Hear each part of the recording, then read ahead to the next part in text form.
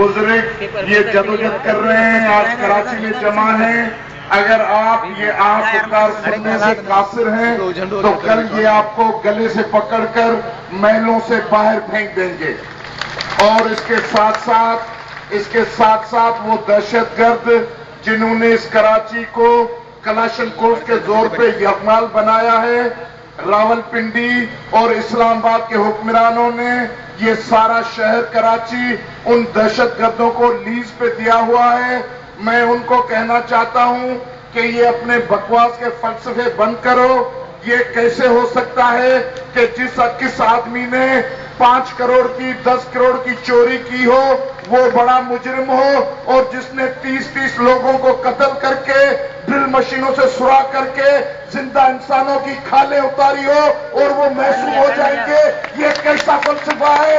یہ دہشت گردی ہے.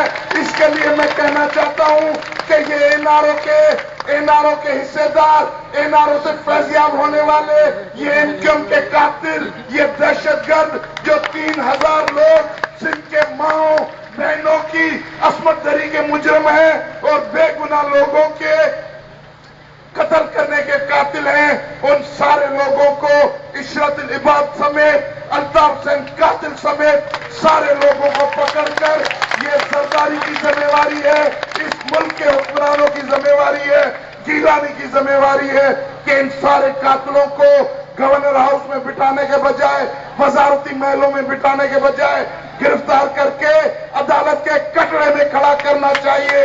اگر سپریم کورٹ پاکستان کی، اگر یہ سماج 17 کروڑ لوگ آپ کو بے گناہ قرار دے دیں گے تو آپ بے گناہ صحیح، نہیں تو آپ کو خون کے قطرے قطرے کا حساب دینا پڑے گا. یہ وقت چل پڑا ہے، یہ لاکھوں لوگ چل پڑے ہیں. سندھ کے 5 کروڑ لوگ اپنے وطن کی حفاظت کے لیے خون کا قطرہ قطرہ بہا دیں گے، لیکن